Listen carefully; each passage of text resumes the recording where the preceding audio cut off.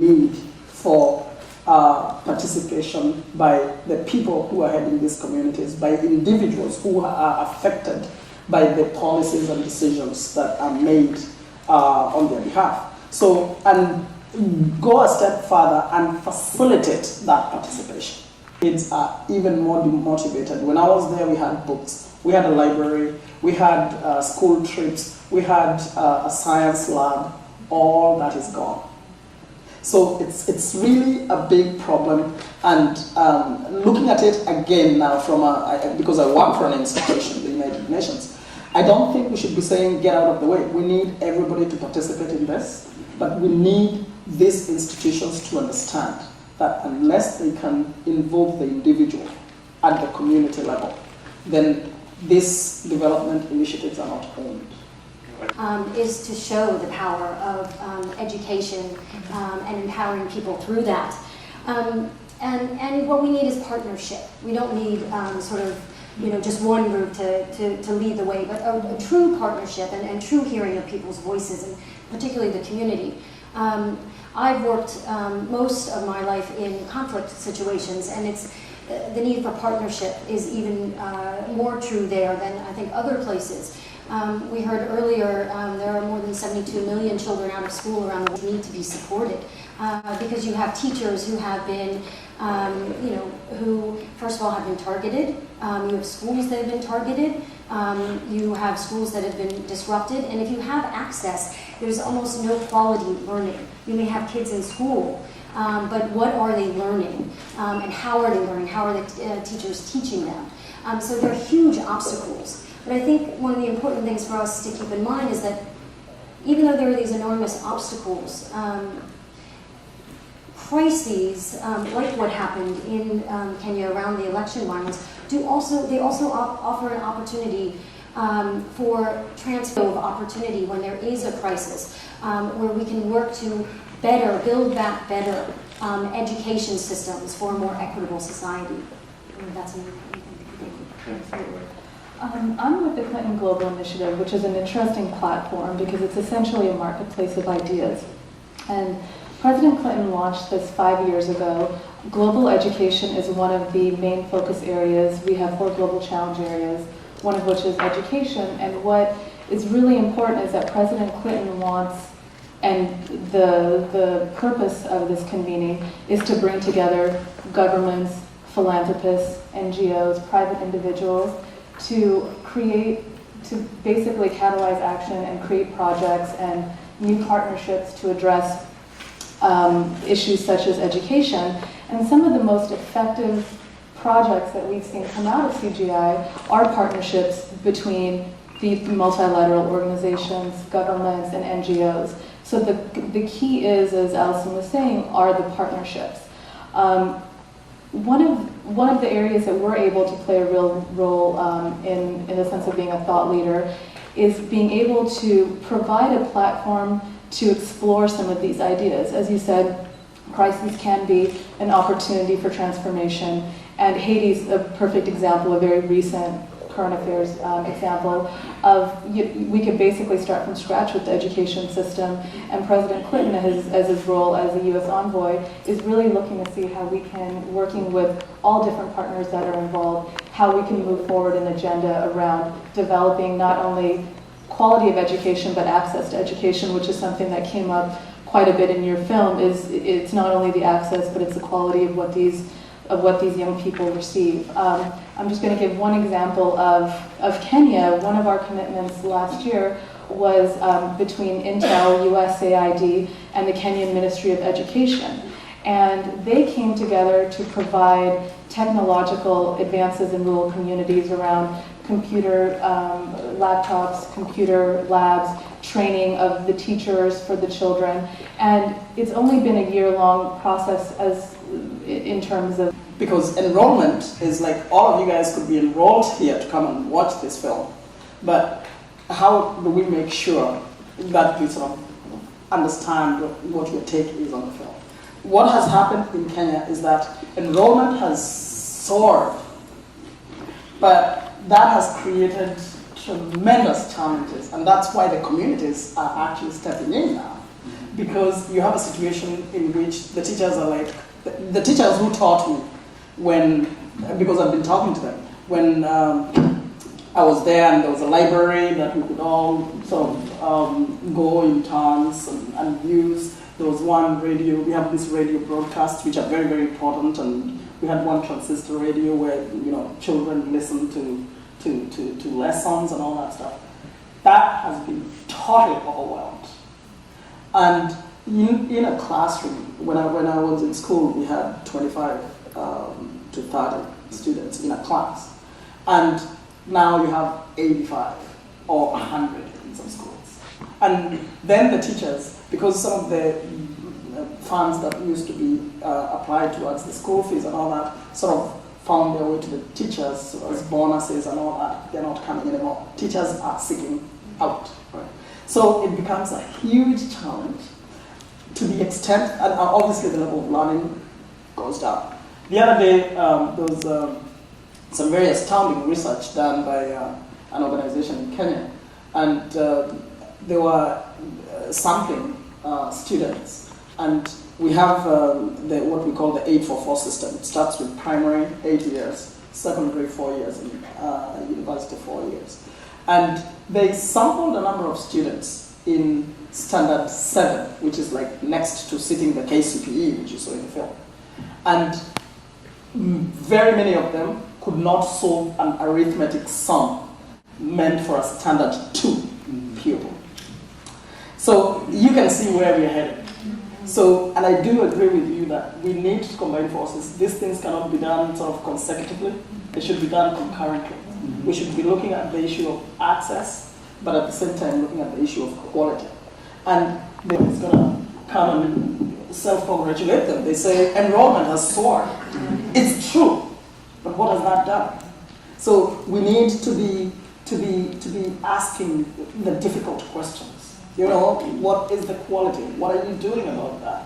We can't just let them off the hook on the basis of enrollment, because I could go around Kenya and tell every student, you belong to that school. Oh, it's an obsession. Is that while maybe the governments are looking at the enrollment and the access picture, there's a lot of fantastic, and that's what CGI gets to bring in and provide a platform for, and then add through our marketplace of ideas, really be able to share these ideas, are the NGOs that are doing amazing work in communities. They might just be impacting their local community and 100 kids, but some of these are really great, innovative ideas that, if we're able to make the right partnerships, can be taken to scale. In South Africa, there's the Ubuntu Education Fund, which has a really holistic way of addressing education. In Kenya, there's Bridge International Academies trying to basically franchise quality education, so creating these small schools in neighborhoods in the Kenyans, in the Kibera, I believe, in the slums. But what they've done is created a way of standardizing the education and the administration of schools, and then being able to create these schools, which they call school in the box, but it's basically franchising quality education. So it's about creating a platform also for these ideas, and then connecting it to the governments and the multi-labs to take to scale.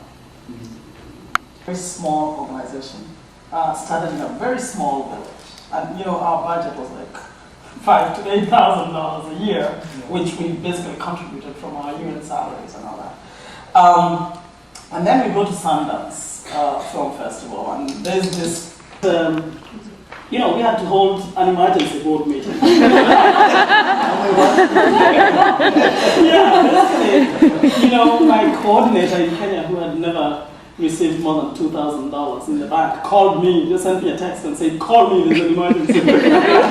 So the point is, we had to like figure out what do we do, and how do we, the whole issue of scaling up and, or expanding the community.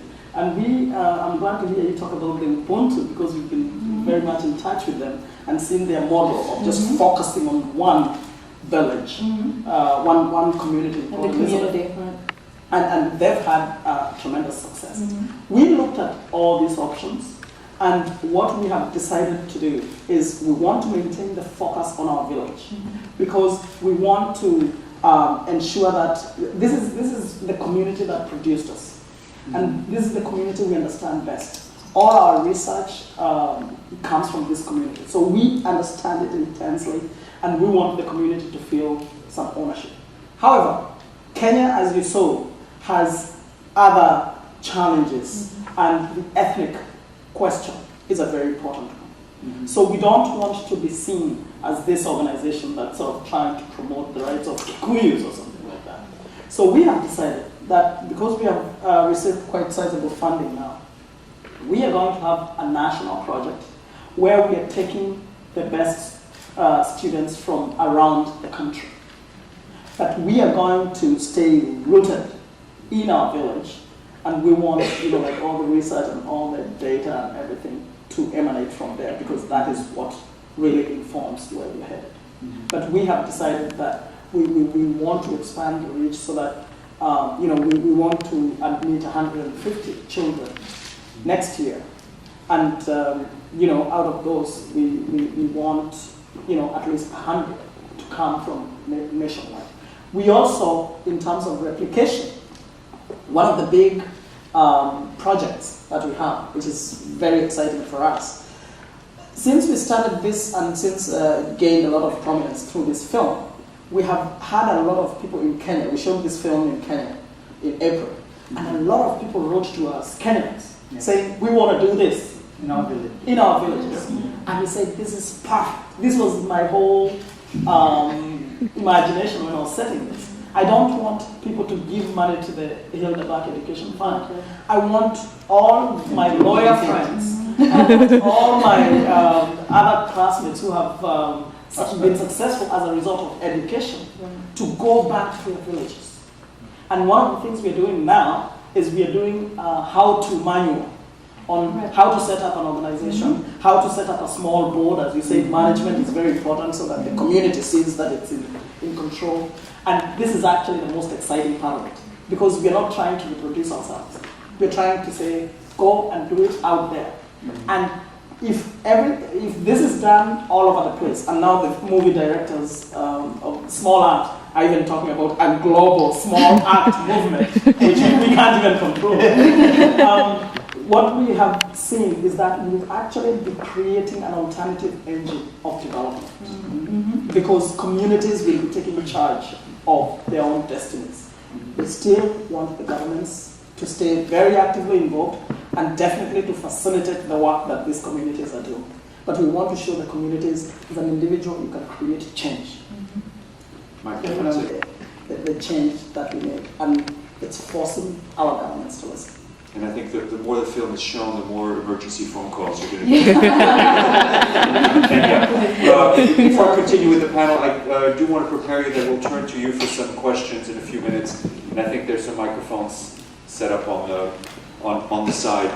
One of the themes that I found interesting in the film is, there's a discussion about gender and about the difficulty for girls and the need to really help girls, because the impact of them not going to school is so immediate and so terrifying. But I was also shocked in the sense in the film about the absence of fathers. There was the grandmothers and the mothers. There were very few male characters in the family. You saw the uncle come in once in a while. But I'm wondering if maybe you, Chris, could start the discussion about the role of the role of fathers, or what can be done to improve the role of fathers to improve the situation in terms of education for children. One of my experiences is that when you have emergencies, because of the very dynamic and natural role of the woman tends to gain more prominence. And I've seen this in refugee situations. I've gone to refugee communities. If you give the money to the fathers, they're just going to go to the bar and drink it all. So what happens is that you find a lot of women gaining prominence during crisis. And also because when we're talking about a conflict, it's the boys and the men who go to the front line, so they get killed. In Rwanda, we had a situation after the genocide where we had, households led predominantly by women and children. So this is causing another very interesting dynamic that one of our board members has been trying to sensitize us about. He has started a boys' school. And it's a very interesting thing because he says, look, all the social systems, wherever all the new NGOs that are coming, they're talking about the girl child and the need to educate the girl child in order to educate the community. He's the father of 3 girls. And he says, there is a problem here. When my girls grow up, they will not have a husband. Because the boys are have either gone to war or the social systems are not recognizing the need for the boys. So that's a very interesting challenge, and I'm glad you noticed that the fathers are sort of not very present, because when these problems really hit, the mothers sort of provide the. So there's a huge need to obviously continue focusing on the women and the girls and all that. But we also have to look at what we are doing and to not totally isolate the boys. There was a recent research conducted by the World Bank, which was very, very popular. And the title of this research was, "If you don't educate boys, they go to war." And I have worked in Sierra Leone, I have worked in the Congo, I've worked in northern Uganda, in all these conflict areas. And I know that the biggest threat is these boys that are sitting idly on the sides of the road or at the shopping centers. Because when a rebel, when a warlord wants to start a rebellion, you just identify all those boys, buy them cigarettes. You don't even have to do anything else. You just have to show them that they can do something. And then give them a Kalashnikov. They'll be out there and you have a war.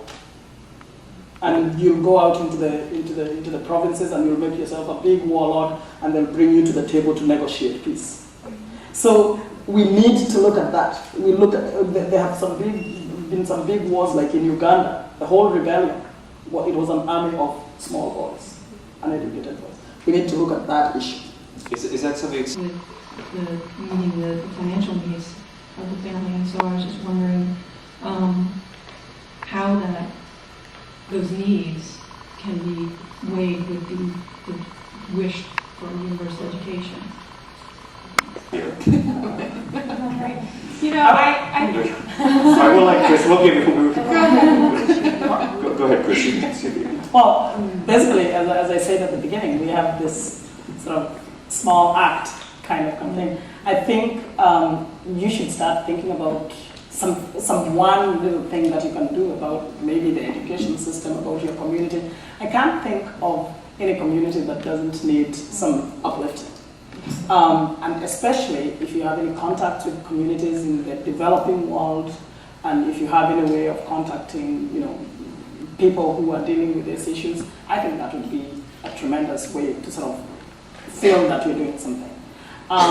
Selfishly as well, I would like to exchange experiences. We really want, because the work that we're doing is sort of new, and every time I listen, I sit in a panel like this, I'm thinking about 1,000 things, because everybody who opens their mouth teaches me something new. So if you don't mind, if you could share some of those experiences, like some of your communities with us, or all these organizations. The gentleman there was very kind enough to give me his card, so I'm going to contact him and find out more about the quality education work that they've been doing. If you can just send us an email at the foundation, and we'll give you the details. That would be already very helpful in finding out what is being done in the rest of the world. More than 2 sentences, but I think Chris is going to have a busy lunch break. Getting lunch breaks. Go ahead. I think the message of a small act is very powerful. So each of us has passion. So I would say find your passion and find a way as a global citizen to act on that passion. I'll take one more sentence, but some of these issues can feel very overwhelming and too big to even start to address them. But you can donate your time, you can make movies, you can write an op-ed, you can do all of these small things that really can make a big impact. So I would say don't feel overwhelmed with the big issue. but find something that you can do that lets you follow your passion. You know, to share that with 3 other people, so that you're educating, you know, friends or colleagues about not just about your passion, but what you were able to do. And I think that you know, can cascade. I feel particularly strongly about volunteering. I feel like, you know, I think what Hilda did was amazing, and if you have the money to give, please do. But I think the act of getting involved has repercussions for the rest of your life, and I feel like it impacts your community, your family, the people you go home and you talk to about the work that you've done, to your friends, to your colleagues. So volunteerism is one act, I think, and I think in your community is just as good, starting what's at local is global, or whatever that's in. Mike? I've got 3 suggestions. You know, we're all rule breakers. Yeah, I have no authority. It's okay. One, help someone in your world on their educational path. Every one of us who succeed in our educational path have been helped along the way. So find somebody to help take their next education step. 2, I would encourage you to think about ways to help the local school in your neighborhood. That's a place where good people are trying to make good things happen for a lot of kids. It's a little bit more of a system. It's a little bit more difficult to get in the door, but that's the second one. And then the third, I think, is to vote for a politician or a representative in the sphere that you are a voting citizen that is a promoter of education, as a commitment, as a foundation stone of progress in all other areas. Great. Maybe Alison or Michael, one of you could talk just briefly about the competing pressures on children between education and working for the family. And then if the organizers allow us to just go on for 2 or 3 more minutes to take 2 more questions. But go ahead. Okay, well, I'll just say that, I mean, it's undeniably a pressure. It's a reality that many children do have to work, to help their families earn a livelihood and survive. And it's something certainly that there's a lot of advocacy around. But I think one of the successes, one of the innovations within the educational field and the policy field is around flexible scheduling. So in many countries, one of the things that's been instituted to allow kids to continue to help their families, because they do need to, is to have kids go in shifts. So they work in the morning and then go to school in the afternoon, or vice versa. All the while, obviously there needs to be a continuous sort of advocacy movement to ensure that there are better livelihood opportunities for parents, so that eventually children don't have to work. We obviously don't want children to have to work, but we can find creative solutions around flexible scheduling in the meantime. Great, thank you. Please. One of the things that we have decided to do as a result of this retreat that we had in terms of looking at our strategic plan for the next year, we specifically want, and we have decided to start a pilot project in our own village to promote, to motivate teachers. And we feel that this is something that the government needs to do at a larger scale, but we can only do it at a very small scale. The teachers, most of the teachers that taught me, most of the teachers that I knew are very passionate about teaching. They want nothing else, they want to be teachers.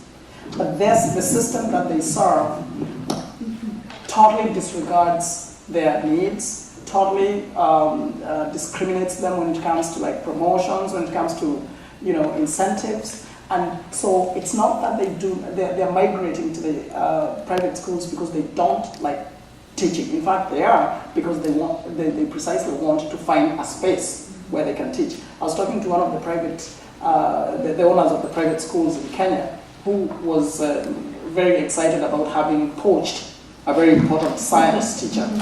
And this science teacher said to this guy, this school director, my biggest aspiration is to have a laboratory. A chemistry laboratory. He hasn't seen a chemistry laboratory in the last 10 years in the public school. This guy started a new school and told him, I'm not only going to start a laboratory, I'm going to give you a check to go around shopping for what you need as the equipment in that lab. He was thrilled. That's all they need. They need to be motivated, they need to be recognized, and they need a system that works. The systems that we have don't work. So I think this question goes back to, one, the government. We need to create the standards that allow the teachers to feel wanted. But for the individuals, for us in the communities, we also need to tell the teachers, stop migrating from the public school system to the private school system. We can do something to help you. And that is what the Hilda Market Division is trying to do in its own small way. Yes, maybe one of you could address the digital question. Maybe Michael, what of you could, about the digital partnerships and. Well, I think this is a new area of power that youth can bring into this forum. Around the world, the digital revolution is being led by youth, and I'm a witness. My son is light years ahead of me. He's a 19-year-old, but this is a newfound source of voice for youth. We need to honor it and support it. So the idea that youth can begin to express themselves and communicate about their own communities, about their own issues, can speak to politicians as a group, as a collective, can do this positively rather than through the negative means of pressuring, that we fear youth being willing to do. And I think digital media and technology allow them this kind of voice. So using social networks online, using digital imagery and communication methods through texting and so on. For example, a number of post-conflict environments where the first phases of post-violence elections are very touchy and making people very nervous, but there's a great general hope for them to be transparent and to reduce the space where abuse can occur, is aided by the mass use by citizens of cell phone cameras to record the people that go in and out of voting places everywhere in a country at the same time. They take your picture. They check to make sure nobody is taking the ballot box and doing anything. This kind of monitoring could never have gone on before. And suddenly media are available where individual citizens can work together to provide vast networks of monitoring and a demand for transparency that wasn't there before. Thank you. We really have to wrap up. And I think there will be occasions for all of you to speak to the panelists individually. So Chris, Allison, Penny, Michael, Heather, thank you very much. I've learned a lot today, and I'm sure our audience has as well. Thank you very much.